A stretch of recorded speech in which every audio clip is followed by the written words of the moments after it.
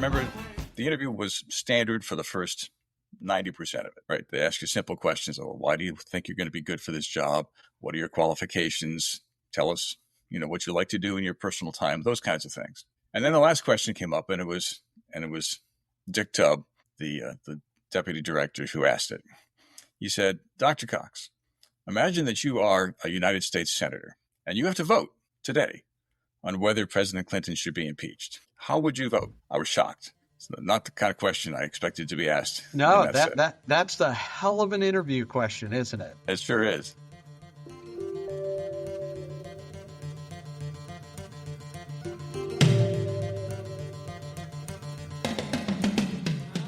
Hello and welcome to the Fire Chief Podcast, the only podcast dedicated to the Chief Medical Officer. I'm your host, Lee Scheinbart, and this podcast brings you the most crucial conversation in healthcare and physician leadership today. As promised, we are hitting some key areas of attention this month. With summer heating up and hurricane season upon us here in Florida, we're getting into emergency readiness mode.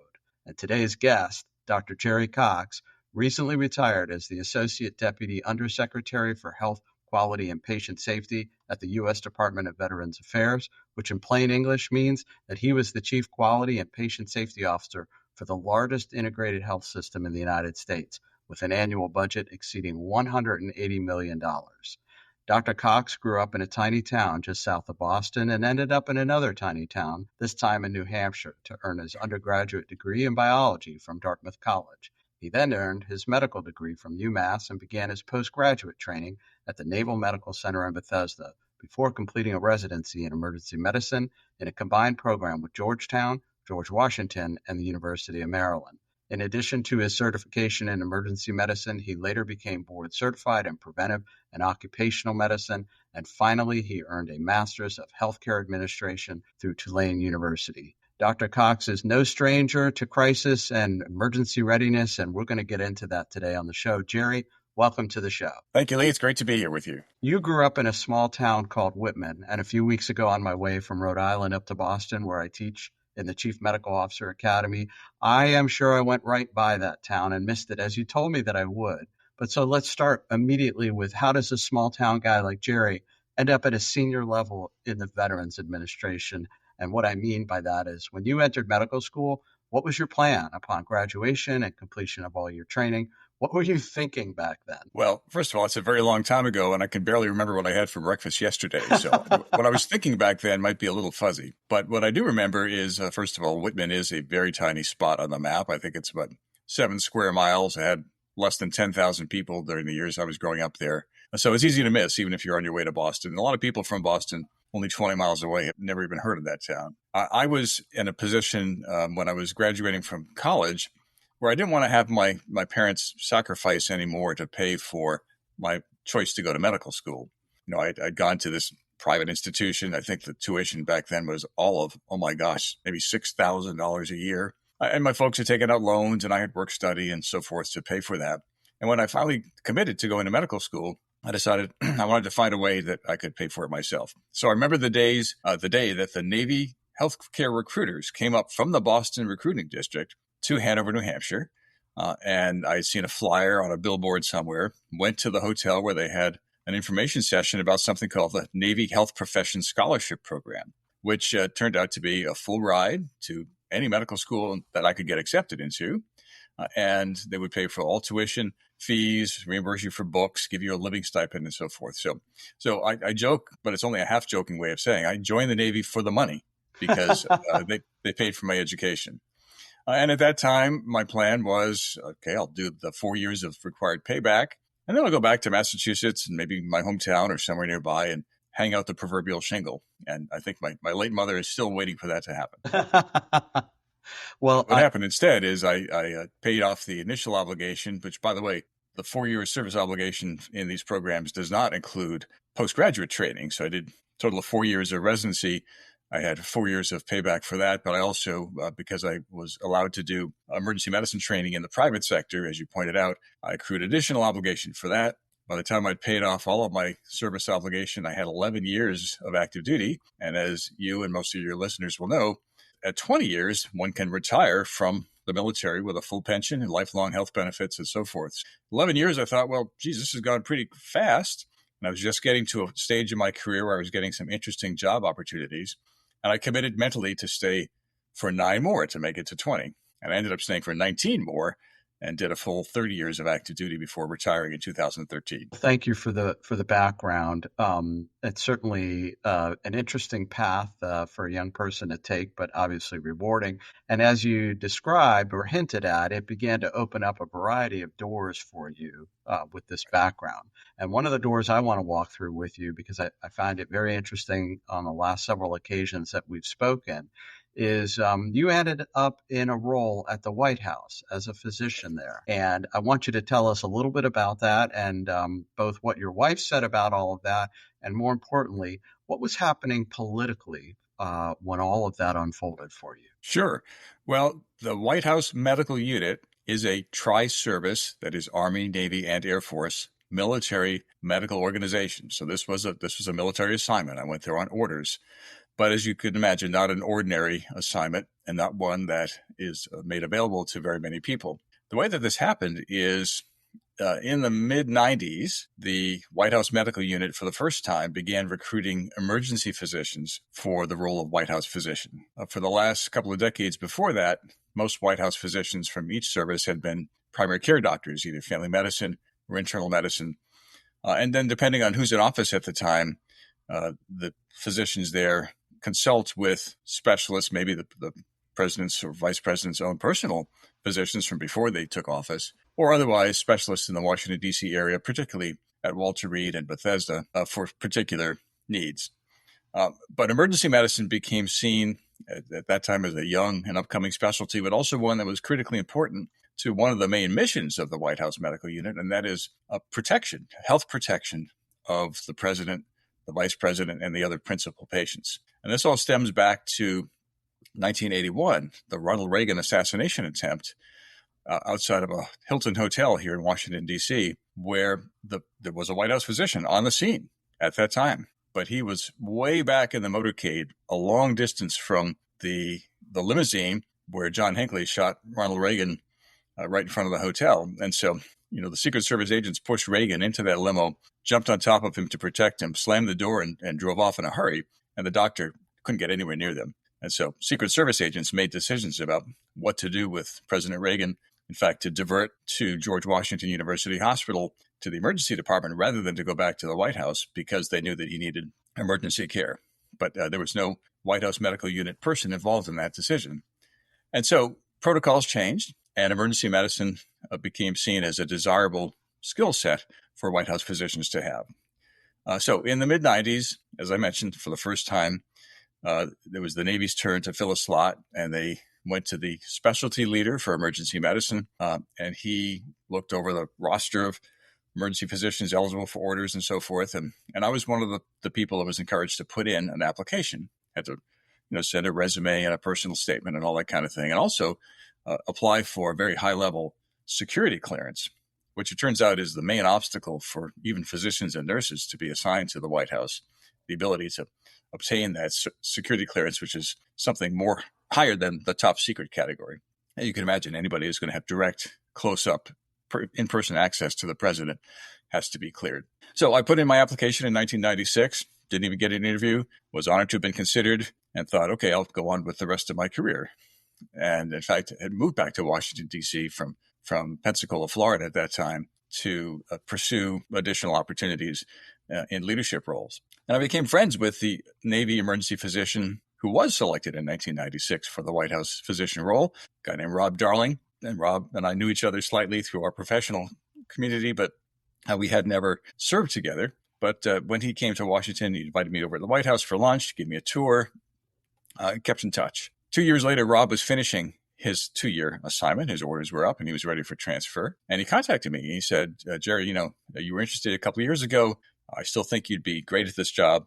Would you please consider putting your name in this time? I said, Rob, thanks. I'm really honored, but, I'm on this different path now. I just started working for a new boss. I was moving up the ranks. And thanks, but no thanks. I think I'll keep doing what I'm doing. And about 3 months went by, and Dr. Darling contacted me a second time and said, "Hey, Gerry, we're having trouble finding somebody who would be qualified to replace me. And so I think you really should consider it." And again, I deferred. And I said, I think I'm just going to continue on the pathway that I'm on. And I'm so sure they'll be able to find somebody else as good as you. Well, I couldn't that year. And Rob extended for a third year and stayed on. And then at the end of 3 years in 1999, he called me a third time. And he said, we really think that you'd be good at this. And I promised to consider it. I went home, I talked to my wife, and I said to her, I'm not really sure about this. And she said, "Gerry, you idiot. What do you want to tell your grandchildren 25 years from now?" By the way, it's been more than 25 years. I still don't have any grandchildren, but nonetheless, what do you want to tell your grandchildren in the future that you did when you're bouncing them on your knee? Do you want to tell them that you worked for the Surgeon General of the Navy, which is where I was at that time, doing some kind of policy job? Or do you want to tell them that you were a doctor to the President of the United States? And so when she put it that way, I said, you know what? Maybe I am an idiot. And I went ahead, put my package in, and the rest is history, as they say. I did get interviewed the second time and then ended up being offered the position, started in the summer of 1999, which, as you said, was a very interesting time politically in the history of our country. Yeah. So all along while you're being recruited into this role, had you been sharing this with your wife or only at the very last offer? No, Kathy and I have a very close relationship, and we talk through all of our major decisions. And so she supported my initial decision to stay back and to try to get into a pathway that would lead to hospital command, which is what I had in mind at that time.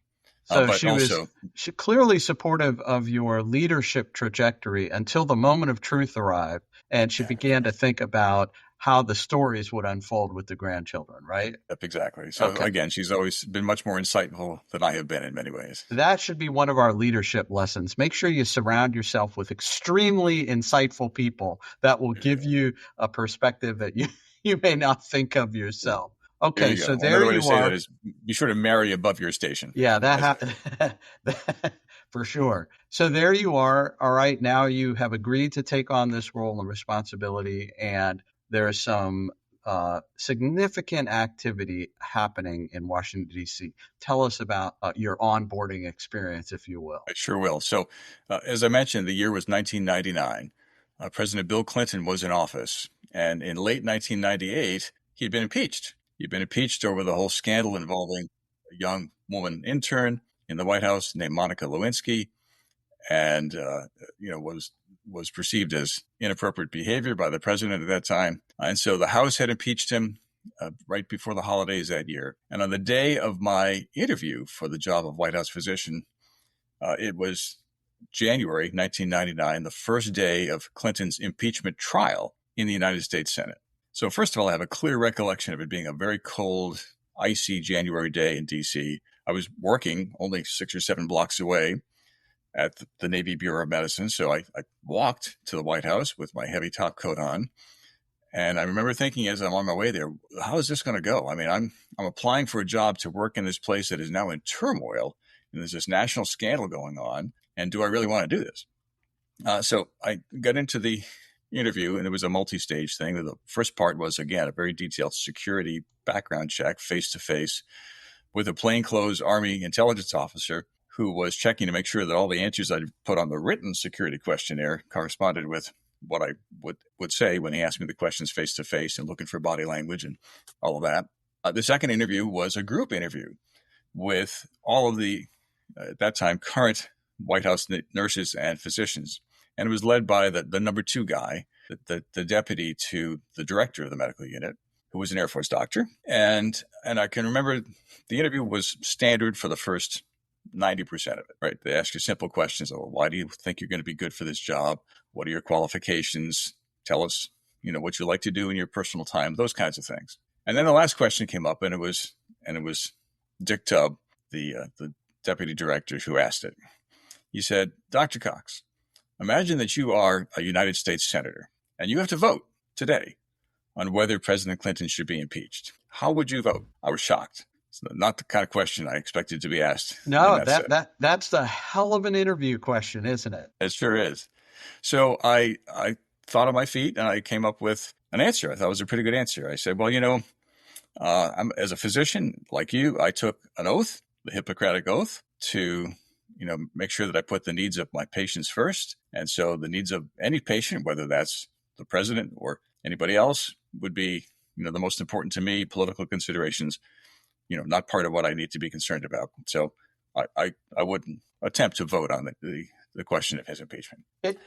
So is that how you answered, by saying that you would abstain from voting? I answered by saying it wouldn't be my role as a White House physician to have an opinion on whether or not the president should be impeached, because let's stay on that for just a second. Obviously, there's been a lot of activity recently around what are the protocols in caring for the president of the United States, and to what standard do physicians hold relative to the president? So with that logic, there's a certain degree of politicization of medical care. And as a physician who wants to honor the oath, and look, you had hinted that you considered even backing out as you entered the role with this impeachment trial ongoing.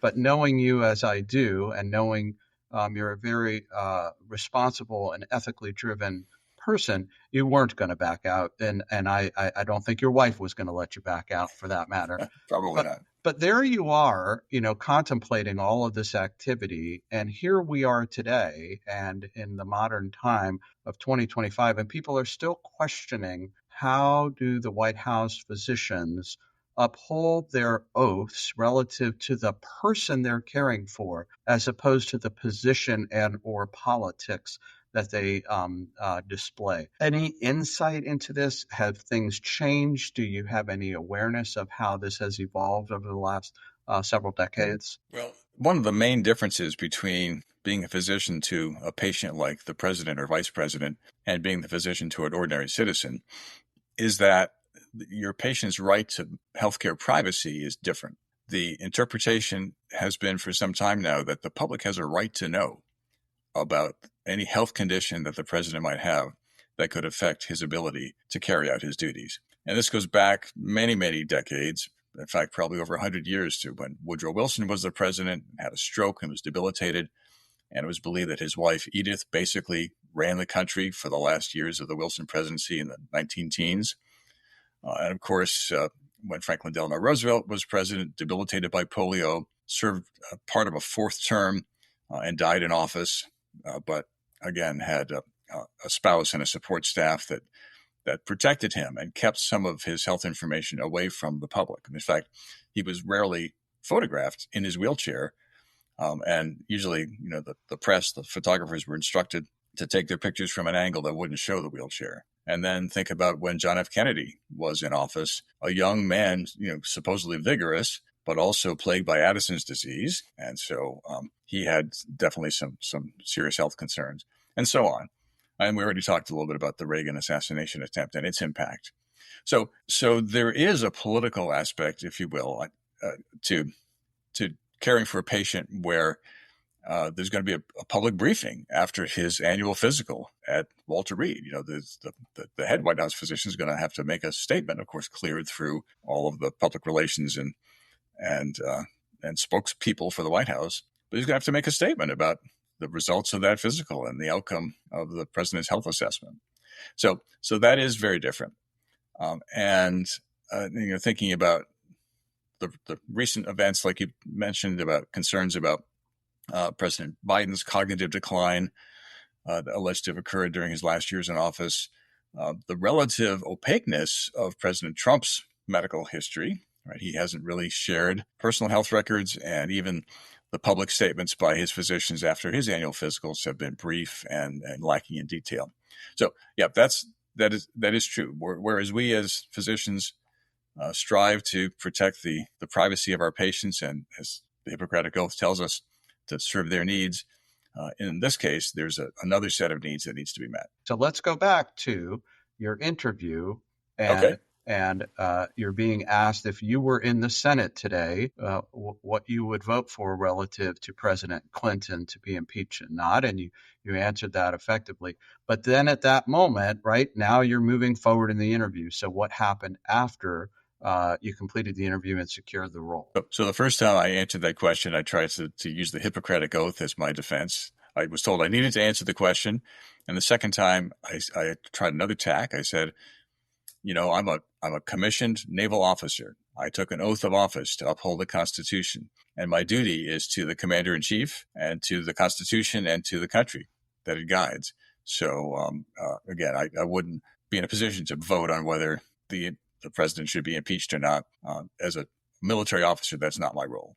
And I said, no, that doesn't work either. You have to answer the question. And so I was forced to answer the question. The third time I said, well, okay, based on what I know, and I'm thinking in my head, okay, here it goes. Based on what I know, what I've read publicly, then I believe the president should be impeached, and I would vote yes to impeach him. He engaged in behavior that if I had done this, as a naval officer, fraternization with a younger subordinate, then I'd lose my job, and I'd probably lose my commission. So I figured, well, that's the end of this interview, and I'll go back to whatever I was supposed to be doing that day. But in fact, they offered me the position anyway, and I realized after that the reason for this strange and difficult line of questioning was first to make sure that the individual standing there for the interview was keeping up on current events, had some clue about what was going on in the White House and in the country at that time. So I guess I passed that test. And secondly, of course, how one would react under stress, right? How you're going to handle yourself when faced with a stressful question. So I think that's what was going on.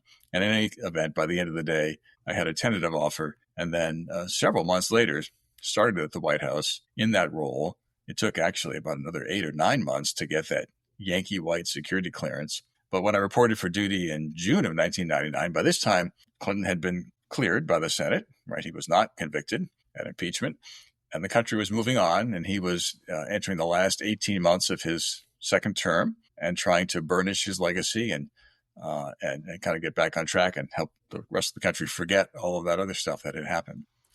That's an amazing experience, and I think your wife is right, and your grandchildren not only are going to enjoy the stories once you finally have grandchildren, but now it's recorded for posterity. So their grandkids themselves may actually get to hear some of these stories. So rather cool. Well, so let me bring this back to the leadership lessons that we're trying to share in this podcast. It seems to me that your emergency medicine training actually prepared you for the interview and the style of interview questions, for getting security clearance and all of the other obstacles you had to overcome. But at the end of the day, your reflection, it sounds like that they were testing your mettle. They were testing you under stress, under fire, if you will, and asking you some very challenging questions, particularly about how you might vote if you were in a Senate seat and had the opportunity to vote. And they wouldn't let go, right? They wanted you to answer the question. It's just like running a code, and you start with one rhythm and you end up with some epi and another rhythm. And next thing you know, you're doing compressions, but you don't stop and you just keep focusing on what's in front of you, which is to pursue to the end and get to the better outcome. So I think as physicians, we are very trained for leadership. We don't always recognize that, but our training in clinical spaces prepares us for some stressful considerations. And that's notwithstanding your military training at all, which only doubles your effectiveness. So I think that's part of it. And the other part of it is embedded in the answer to the question on the first two occasions, which is listening to your inner voice about your values. On the one hand, you're a physician and you hold a certain oath and credo and an honor to the responsibility of being a physician, and you attempted to answer in that way. And then you came up with an additional, just as meritorious way. I'm a military officer and I have an oath to a constitution. So I have a Hippocratic oath that's between me, my God, my deity, and my patient, and I have an oath to this country to uphold the Constitution and act in a way. And so it says a lot about your intrinsic values, which is the broader lesson for our younger listeners, that in times of stress, your true north is your internal compass, your values, your pledges, your commitments, and you have to be unwavering to as far as you can bear. And obviously, there are times where things are beyond our ability to reconcile. So appreciate this, because this is a big lesson learned.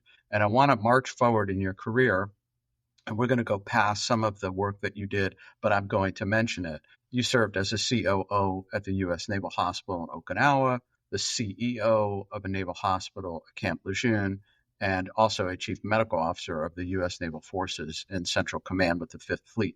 And I know, having talked with you, all of those have had an impact on your career, both personally and professionally. And I want our listeners to know that you not just were in the White House and as a naval officer, but you also managed acute care for our active servicemen and women. And then you got into the working at the VA administration, the Veterans Administration healthcare system. And one of the most important lessons that you shared with me was the notion of the VA as a political football. And I would love for you to elaborate with our listeners what you learned about that and in the management of crisis, which is in like we talked about hurricane readiness and being prepared for unexpected things.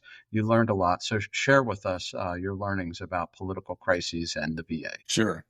Agreed. Regarding veterans and the notion of veterans care being a political football or veterans themselves being caught in the middle, it's because politicians on both sides of the aisle want to be seen as supporting veteran issues and veterans themselves. And for the most part, issues about veterans in this country and the oversight committees and the Congress, the House and Senate and VA oversight committees tend to be more nonpartisan than others. But each of the two main parties has a very different idea about what it means to support veterans, especially when it comes to health care. So the Veterans Health Administration, the largest part of the Department of Veterans Affairs, is the health system. The Veterans Health Administration, one of the three major subparts of VA, is easily 85 or 90% of the whole organization. Over 400,000 employees, 170 medical centers, 1,200 outpatient sites of care, 9 million enrolled veterans. So it's an enormous system, but it is, by and large, what the VA does. So not only is VHA the largest integrated health system in the country, it is also a public taxpayer-funded system, which means it's a proxy for quote-unquote socialized medicine, and often compared to the national health system in the UK or the Canadian health system and so forth.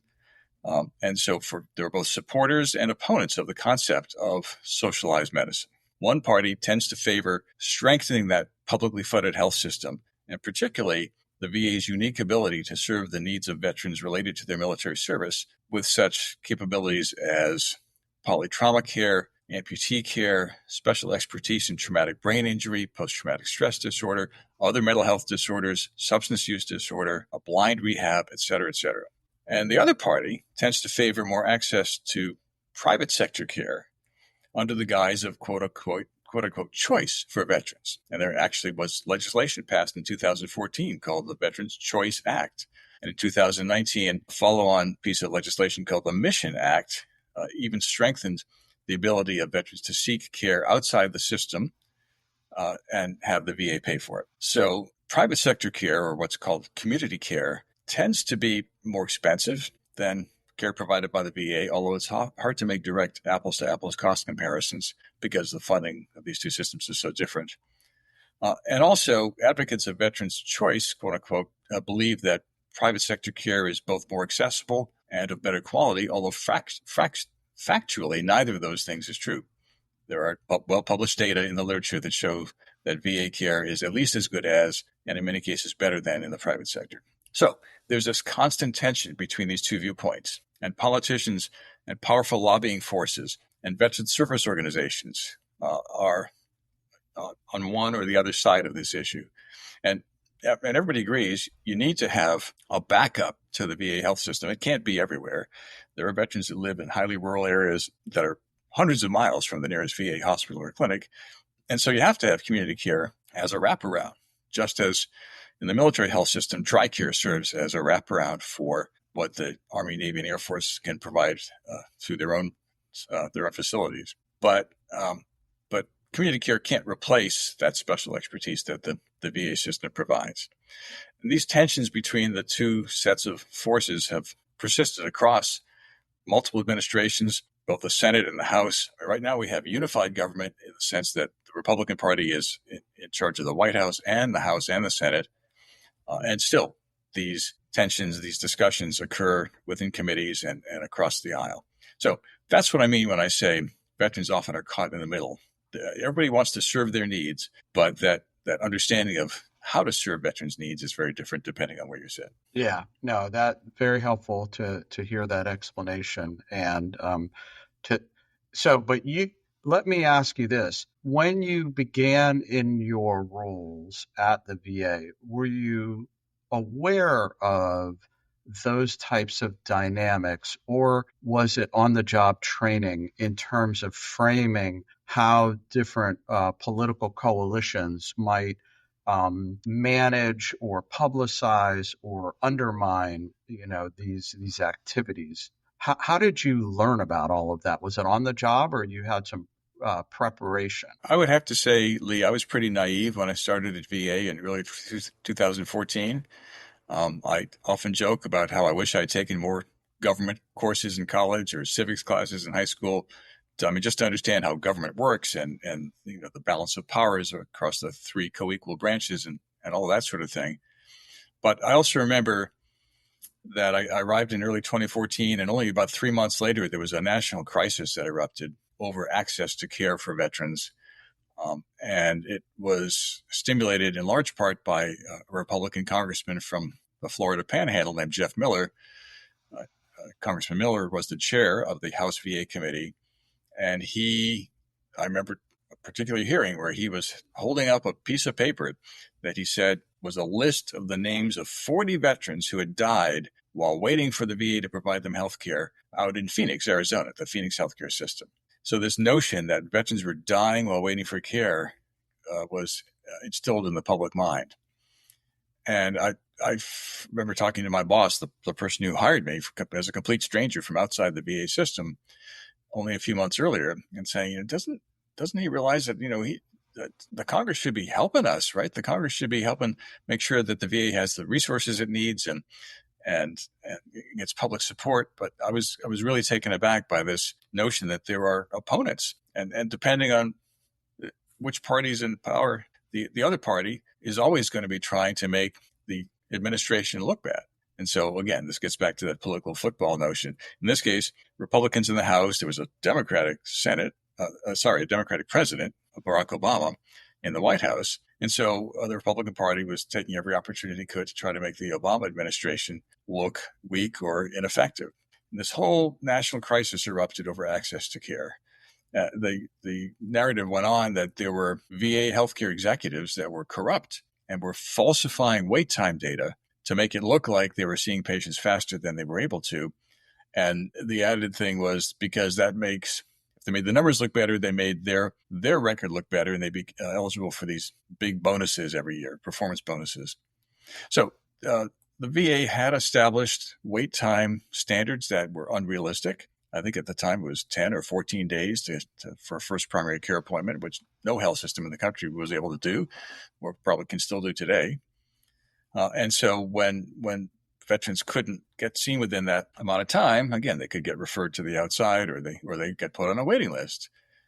And this notion that people were making up numbers to make themselves look better was largely unproven, or largely disproven later through medical inspector general investigations. But the narrative persists even till today. So it was a very challenging time. A lot of people lost their jobs. The secretary of VA at that time was a man named Eric Shinseki, retired Army four-star general and former Army chief of staff. He was forced to resign over this scandal. The CEO of the health system, the undersecretary for health, was forced to resign. The deputy undersecretary for health was forced to resign, and multiple heads rolled. And I was the new guy. I'd been there, as I said, about 3 months, thinking, oh my gosh, what have I stepped into now? Maybe I made a bad decision about joining this organization. And then I pretty quickly realized that, you know what, it's a good time to be the new guy, because I can't possibly be held responsible for any of the stuff that has happened over previous months and years. And in fact, it's probably a good time for somebody to be able to infuse an outside perspective and maybe some new ideas and some new energy into solving these problems. So that's the way I started out. And that's a great lesson for our listeners, the courage to take on health systems and hospitals and situations where less than optimal, but that's where change occurs. That's where you have an opportunity to make a big difference. And kudos to you for doing that. There are two themes that I want to pick up on, and then we only have just a couple of minutes left to rapid fire some questions and answers. You hinted at it was on the job training. Well, you didn't hint at it; it was pretty obvious. It was on the job training, and again, your background as a physician, particularly in emergency medicine, and being able to learn quickly on your feet. And I think that physicians have the aptitude and the capability of learning things that they don't otherwise know. But it also suggests that our young folks who are going through medical school or early stages of their career and beginning to think about leadership roles, regardless of whether they're in the armed services or the federal healthcare systems or the private sector, whether or not they should be paying attention to these larger geopolitical issues, economic issues, because while the VA access narrative may persist historically, it is quite clear relative to the White House and the care of the president or the vice president, there is a politicization of healthcare, and it's going back and forth, and different sides are taking different positions about what they want or don't want, or how to um, display the other side's inadequacies or incompetencies. So I guess this question boils down to, do you believe our young physician leaders need to be thinking broadly about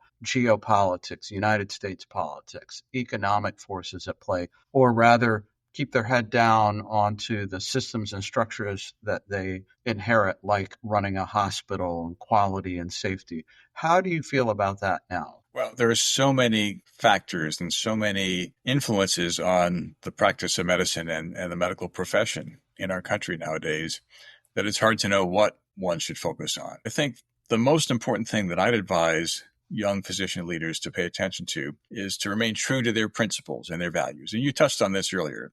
I think if you have a well-defined and well understood set of personal and professional values, you can always fall back on that. And they should be centered around making decisions based on what's best for your patients and making sure that that is always at the center of what we do as physicians, to never forget the reasons that we entered the medical profession. 100% agree. And I think you have helped me tremendously in the evolution of this show. And again, the theme here is hurricane readiness and emergency preparedness. There are too many things to pay attention to, and you can only pay attention to so much. But this show, hopefully, will distill some key lessons to people actively in the chief medical officer role and those who think about the role. If we bring stories, narrative, lessons learned, exactly the one you just said, in the moment of truth, stay true to your principles, to your oath, to your values. That is your North Star when the Category 5 event is coming for you. I absolutely agree. Listen, our time is almost up, and I do want to ask, you are active in a consultant role. Tell us in just a brief moment what the role is about and how we can get in touch with you. Sure. Yes, I have set up a small consulting business on the side. I'm working with one particular commercial company that provides digital patient engagement solutions for hospitals, both inpatient settings, the emergency department in another setting, and a digital rounding tool for use by healthcare professionals in the hospital setting. So these solutions that they have been shown to have a major impact on not just patient engagement and patient satisfaction, but on quality and safety outcomes. I mean, reducing the risk of falls, helping to reduce hospital-acquired infections, and so forth. So I'm enjoying my role as a part-time strategic advisor to that company. My consulting firm is called Veteran and Military Health Leadership Consulting, LLC, or VMHLC. And so if anybody would like to contact me, just drop an email to gcox@vmhlc.com, and that'll reach me. Perfect. Thank you. Well, our time has come to a close. And although I could easily listen to your stories for another whole hour, we'll have to give it a wrap right now. It has been a pleasure and fantastic to hear about your physician leadership journey and throughout the military, the VA, and the White House, and the insights that you have about managing during a political crisis. And given all of the wild times that we live in, it is clear that this show was built for folks like you to share these stories, not just to your grandchildren, but to our young rising physician leaders. The insights about how to serve the country, how to honor the commitments we make to our patients and the institutions that that we serve. On behalf of all the listeners, I thank you for your service. There's no way we could have done this without folks like you. So thank you for sharing, and thank you for being on the show, Gerry. Well, it's been my pleasure. I really have had a great time talking with you.